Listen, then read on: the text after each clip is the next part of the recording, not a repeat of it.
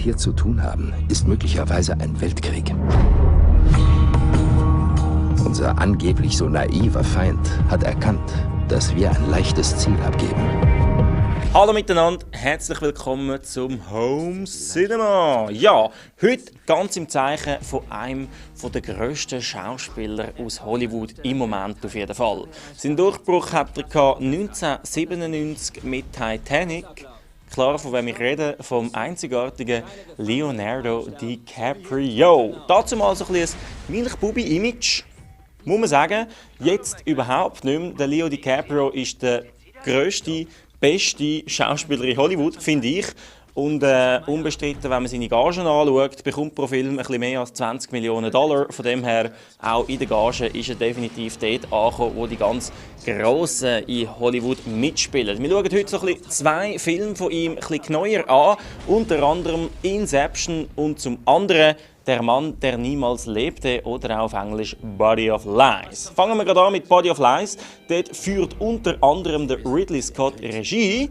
Und der Ridley Scott ist auch einer der ganz Grossen, wenn man denkt, dass er der war, der Gladiator erschaffen hat. Lustigerweise, Gladiator-Hauptdarsteller, niemand Geringeres als der Russell Crowe. Russell Crowe spielt auch wieder mit in Body of Lies, also da kommen drei ganz Grosse zusammen: DiCaprio, Russell Crowe und Ridley Scott. Wie das aussieht, wenn so grossartige Schauspieler und Regisseure miteinander arbeiten, wie das aussieht, sehen wir jetzt. Sie wissen, was das heißt, wenn Sie mich hängen lassen. Was heißt das denn?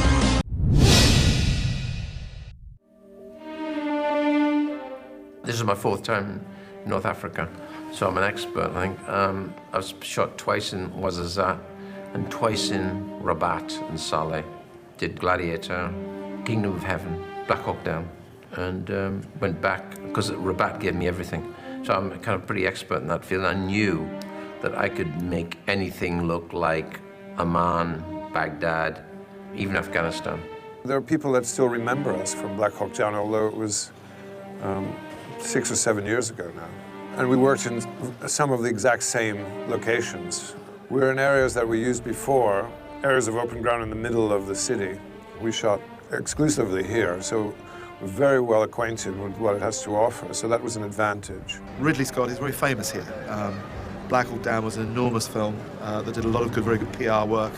It was a very popular film. Everybody here has seen it, and they were in Stallion City Music for 18 weeks. 18 weeks, that's like they've moved in, and a lot of people worked on the movie. So, no, this was the home for the movie, really. There hasn't been a movie here since Black Hawk Down. That's 8 years, so that tells you something, really. Ridley knows what's here, but no one else does. It's sort of a well-kept secret, Rabat. He loves this part of the world. He has a real affinity for it. You know, he loves the being in it. And he really gets it on screen, the authenticity and the feel and the flavors of it. And he loves that, and I think he really captures it beautifully. When we shot in 2000, Gladiator, there was no films. We were the only film. This year, there's been 8 big ones. So it's really on the move. So there's now Moroccan crew. Crews are getting very practiced and getting very good.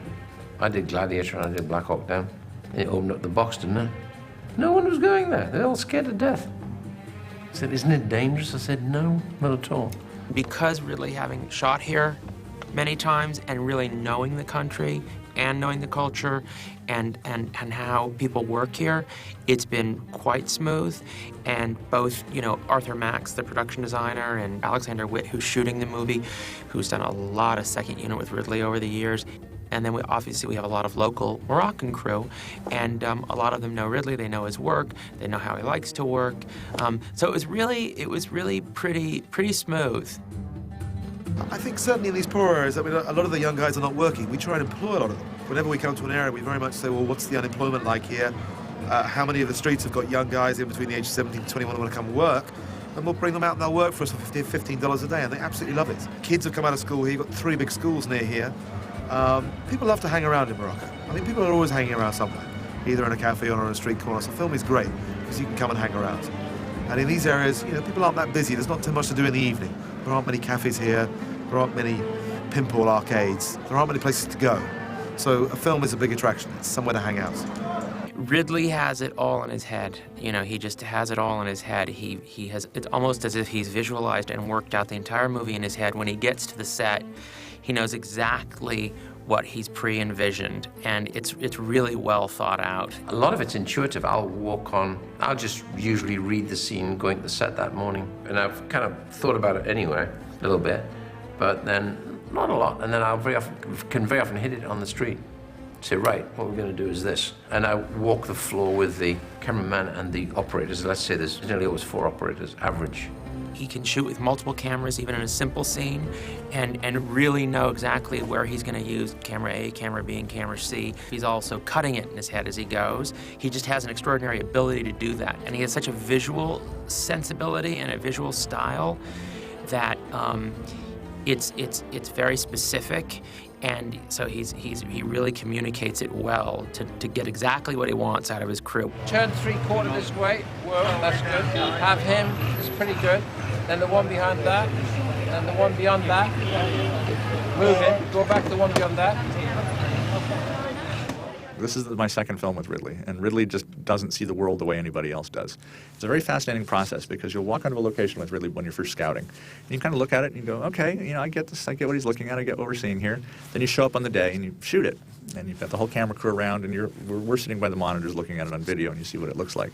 And then you go to dailies and you look at it and you're like, wow, that doesn't look anything like where we just were. I know we shot it, I was there the whole time, I saw the whole thing, but it just looks completely different. It looks like the most beautiful version of that you could possibly have. And then you see the way it gets put together in the film, and it even takes that to a new level. So it's just, Ridley doesn't look at the world the way anybody else does. He doesn't see it the same way that anybody else does. Well, just from a cinematic point of view, I was amazed how he would have, 8 different monitors, and you watch the man there, and he's got angles from every different direction. I mean, you're doing a scene, and there's a person up in a tree, like, half a mile away, zooming in and out on your face, and you don't even realize it. And you come back and watch a scene that you're not in, and he's got, 8 different monitors, and you're just snapping like this from monitor to monitor, saying, all right, cut here, move this, more fire here, boom, boom, and he is like an editing bay. I think I'm just blown away by the way he shoots it. I mean, how he works with multiple cameras and how he seems to have in his mind exactly what he's doing with each of those cameras. And after every shot, he'll say, Marco, go quicker, Mark, move up, Dave, do this. And he's just, in his mind, he's working with those 4 different pictures all of the time, or 3, or whatever he chooses to do. So that means, as an actor, it's fantastic because you move quite quickly. You don't have that thing of having to repeat again and again a difficult scene. But more importantly than that, he's a nice guy. That's the thing I've really enjoyed finding out. I love off-the-ball chats, while we're waiting for stuff to be set up. I'll always go and just find him and sit somewhere near him because we just have great chats. Mr. Scott has such a good background. He has shot 4 films in Morocco. So I call him Scott of Arabia. He really lived in this country for such a long time. I feel he should buy a villa and just live here, keep shooting films here, why not? Ridley is the kind of a director that he knows exactly what he wants, but he lets the actors be free to see what will come out of them. And if he likes it, he's gonna just add some fine touches or just fine touches like a great sculptor. Oh, it's amazing. I thought when I came here it became like a little bit snobby or something, but he's so amazing. He's so soft, so gentle. You know what he wants. And it's amazing to see a guy like him working in front of you. He's really one of my favorite directors. So I'm so excited to work with him. Every day, I see him, I'd always wanted to work with Ridley Scott. He's one of today's great filmmakers, and he keeps making amazing films in every type of genre. And it was just really something that was exciting right from the get-go.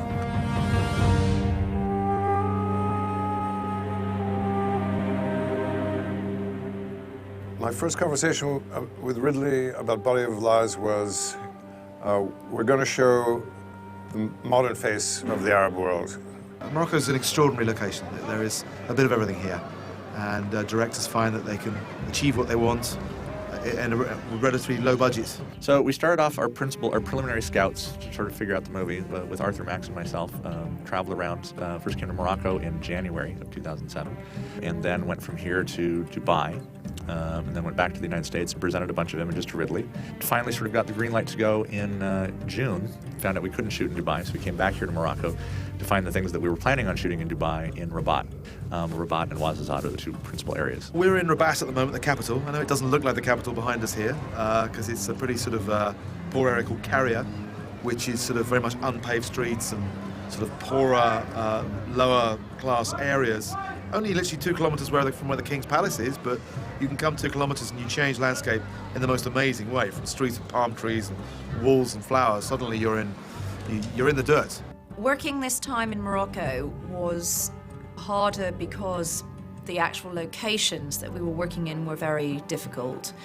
We filmed in quite a few slums. Therefore, a lot of my job is actually boosting people's morale and encouraging people and trying to make it sound exciting. There's a scene in the film where the body of Siddiqui is found lying in a garbage dump. Well, I couldn't quite imagine an actor lying down in real garbage, so we decided that we'd get a team of people who actually came up from Ouarzazate to Rabat, and they had to bring with them clean rubbish. It took about 3 days to do it in total, because we had to clean away an area because there was actually existing rubbish, so we had to get rid of that rubbish, and then we had to sort of lay this rubbish over the top. And I must admit that they did do a really good job. They really did. And it was quite funny, and I thought, oh, I've done terribly well in my career, haven't I? I'm now doing rubbish. I enjoyed that scene in the junkyard just because I thought the atmosphere of it was intoxicating. I mean, you didn't have to do any work, really, because already you just felt a sense of menace about that set. I remember standing on the hillside just thinking, well, this is incredibly impressive for a start. The whole side of a hill had been covered in rubbish. It looked so authentic, I had no idea that it had been created. But there's a great fondness when it comes to Ridley and Arthur with going back to an era and doing another movie and another set. From the location point of view, we had to find a market that could shoot from the air and from the ground simultaneously. We had to create a large section of market and grafted it together with the largest market that they have here in Rabat on Sunday morning. They wanted it to feel as if it was very much in a sort of poorer Arab world. So the plastic sheeting, the stalls and everything, it had to be very gnarly. And we chose to recreate it on a piece of open ground and populate it with market stalls and traders, and where if you tried to do that in a real market, there would have been serious problems controlling the security, and I'm sure Leonardo would have been surrounded by well-wishers and autograph seekers and rubberneckers, and we never would have been able to get the indifference that was required to his character. That was a hairy day for us, because trying to put such a big star into an area where there are so many people and trying to keep an eye on him and keep him safe, and because everyone just wants to touch him or take his photo or take an autograph, and so very much on the location side, although we have a big security team, we're always worrying about, you don't want something awful to happen, some guy to kind of run up and kiss him and knock him over or something, you know. With markets, I've learned that you have to dress them on the day, because if you don't dress them on the day and you dress them the day before, there isn't going to be anything left for filming when you get there in the morning, because things have accidentally managed to find their way somewhere else, which is not on the set, but probably in someone's tummy somewhere. And you kind of can forgive them because, you know, you're filming in a slum area and these people see all this produce and they probably think, wow, I can't believe it, you know. And then when it came to striking it, we didn't really have to strike it because it just struck itself. And so we just walked away, and we went back the next day and there wasn't a thing to be seen. Everything had been struck for us, which was great because I saved on labour, so I was quite happy about it.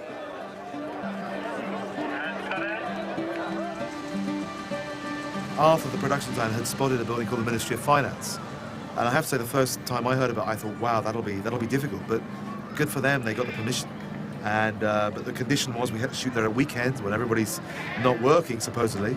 So it was a fantastic permission, and it gave us what in the script is the GID, like the Jordan Intelligence Division. It's supposed to be like the sort of secret police headquarters, but have a quality to it and an age to it, and also feel quite scary. Hanny's a very powerful character. His office has to be panelled. That location has a great quality to it. It's almost like a sort of a palace. And with a bit of signage, you know, change all the signs, black cars in there, a few guards. They've never filmed in a ministry before. I mean, ministry here are not open for filming normally, so that's why I'm saying the permission the Moroccan production company have got is actually fantastic. And, you know, Ridley's very chuffed because he's going into a location no one's been into before, and only his movie will probably ever be made there. I don't suppose they'll give the permission twice. We were using the Rabat Olympic Stadium to recreate this American embassy in Jordan, which is a very sensitive building. It's surrounded by several different layers of security. Used the stadium because it has the scale and style of architecture that was similar. Did a lot of construction both inside and outside of that building. It's one of our bigger sets. The building was great, actually. It was perfect. When you see it in the film, you'll understand why we went there, because it had these really great graphic shapes. It was big, it was impressive, and it worked really well. I think it will look really good in the film, and you will not know that we were in this great big stadium that we had to sort of chunk off and use. So we finished in Rabat, shot in Casablanca for a couple of days, and now we're finishing up the film in Ouarzazate, which is also the beautiful desert landscapes, which Ridley has shot before in Gladiator and Kingdom of Heaven. But obviously now we're doing a much more contemporary take on it. Ouarzazate represent our desert countries, the Samara and the Syrian border. The desert there, I think I know intimately from having done Gladiator and Black Hawk Down and Kingdom of Heaven. And we're going to be probably visiting some of the same places we know from those projects and trying to transform those into countries that look very, very different. For speeding. 196 Alpha, take 1 Alpha, Alpha. Thank you. Bigger one. Trailer. So it's pretty location intensive. Some days we're moving twice, and Ridley shoots with 4 cameras, so you're not doing one scene for 3 hours, you're doing one scene for 20 minutes and you're moving on. So you have to keep your wits about you, because they shoot very quickly.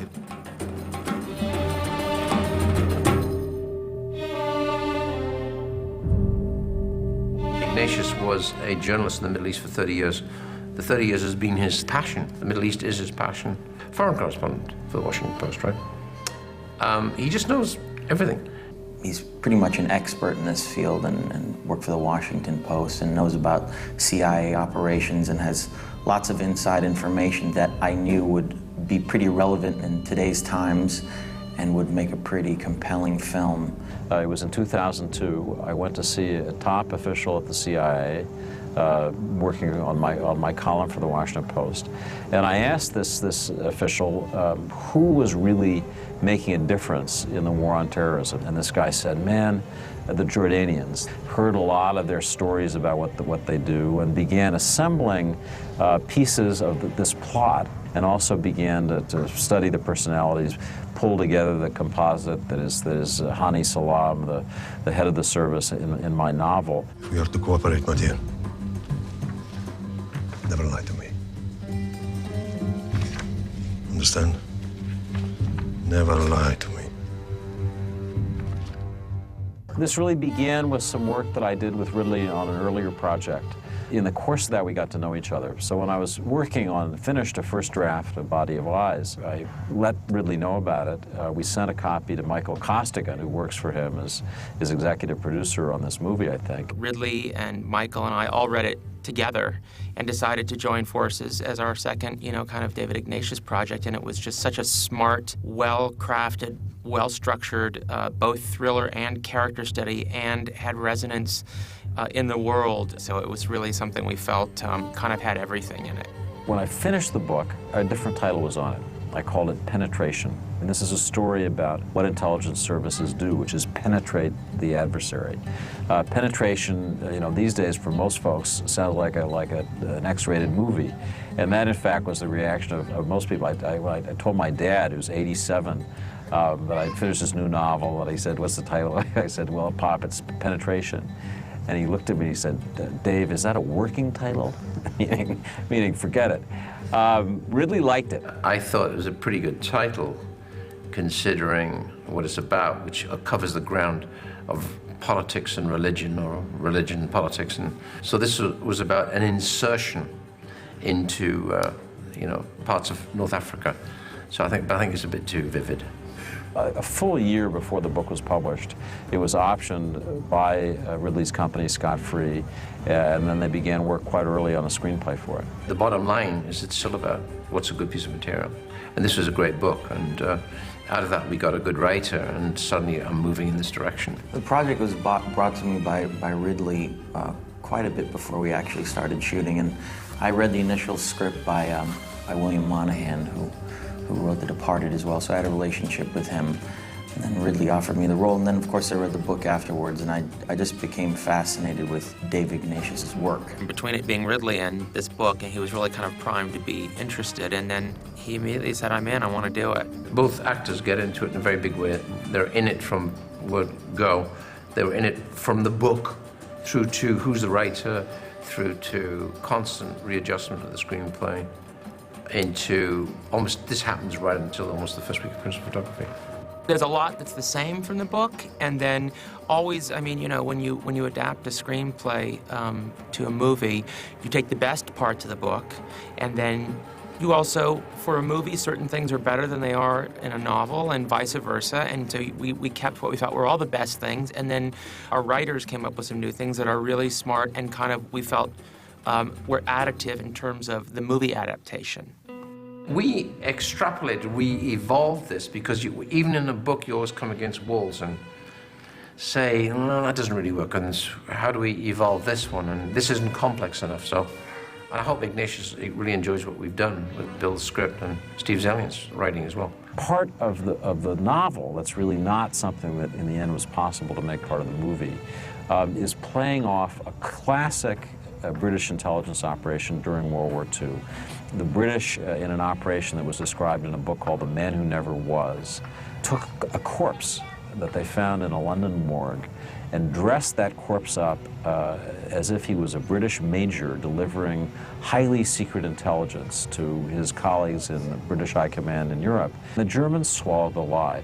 So in the book there is a body of lies. The book opens with a corpse that is being dressed. Ferris has got this idea, let's trick our adversaries. Let's send them a body of lies that makes them think we're inside the tent, that we've penetrated them. The ruse of the dead body and creating the virtual kind of agent, we still have the virtual agent that we create in the movie. We just don't use the actual physical body. I think the essence of that is captured, but we ain't got a body anymore. The body of lies becomes Ferris, basically. He becomes the bait. Because I think David's book is that dense that that's what's really attractive about it. There's nothing obvious about it. It always takes different sidetracks than you actually expect. What's been interesting to me is to watch the craft and to watch how Ridley Scott makes a movie, you know, how he gets real focused down. It's been fascinating to see how an actor reads into the character. I mean, I wrote the characters, but there's a way in which, you know, their study really does take the character to a different place, beyond, more fully rendered than it ever was in my mind. So there's the fantasy side of it, which is basically, oh my God, this is so cool. And then there's the craft of this business, which for me as an outsider has just been really interesting to watch. If people come away from the movie with one feeling, I hope it's this, that in this part of the world where we're so deeply involved, we Americans really don't know enough to do some of the things that we do. And we need to be more respectful of people in that part of the world, you know, including intelligence services like the one that Hani runs, who do understand what's going on, who are of that world, who understand its culture, its nuances, and if we're lucky, if we're smart, can take us toward the places that we need to go to be safe.